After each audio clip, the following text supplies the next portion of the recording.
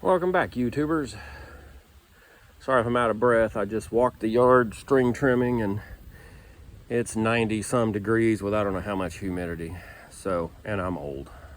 Anyway, took the fork attachment out, put it on the loader, decided to do an abuse test on it to check my crappy welds.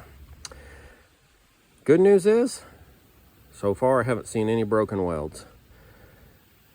Bad news is, it didn't quite pass the abuse test.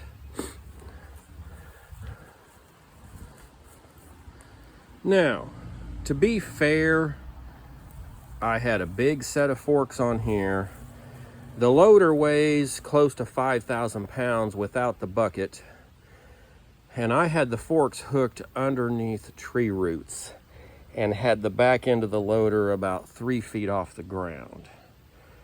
So it almost passed the abuse test. But hey, you know, that's how we tell.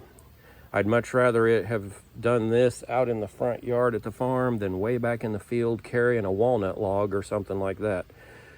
So I'll have to go in, and where it's bent, I'll have to cut a groove, you know, cut some grooves, heat it up, straighten it back out.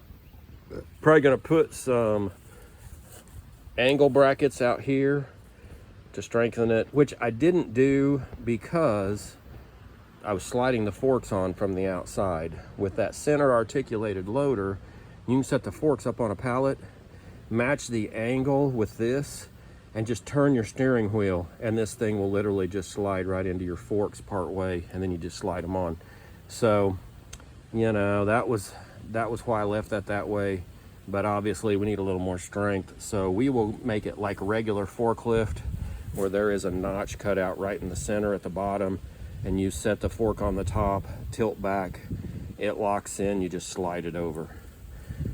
So anyway, it was a good test and everything else held up.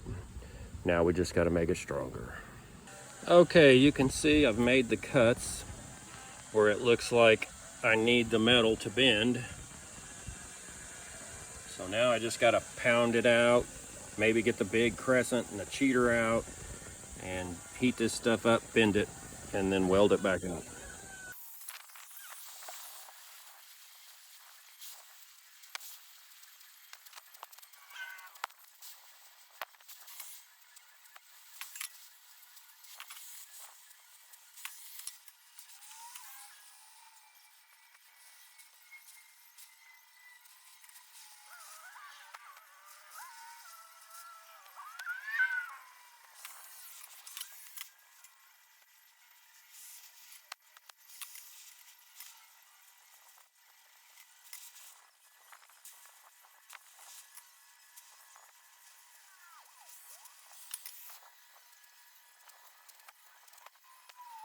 Braces are cut some extra plates to go on the top of each face to strengthen it up afterwards.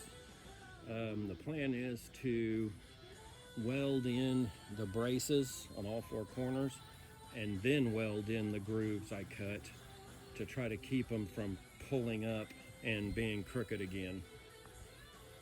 So here we go.